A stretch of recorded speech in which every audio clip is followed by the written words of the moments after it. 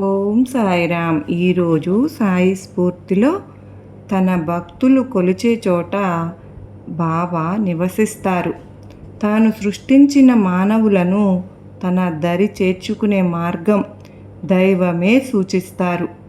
భగవంతుని తత్వం అర్థం చేసుకోవడానికి ప్రయత్నిస్తూ అనుక్షణం ఆయన దివ్య చరణ విందాలను పూజిస్తూ ఉండాలి.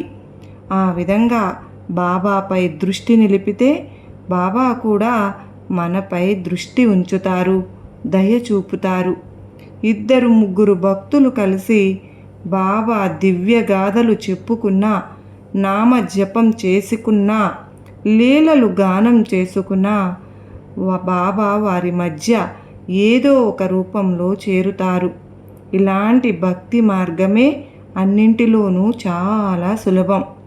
ఏమీ చదవకపోయినా, పూజా స్తవాలు మంత్రాలు తెలియకపోయినా బాబా, సాయిబాబా అని మనసంతా ఆ నామం నింపుకుంటే బాబా వెన్నంటే ఉంటారు.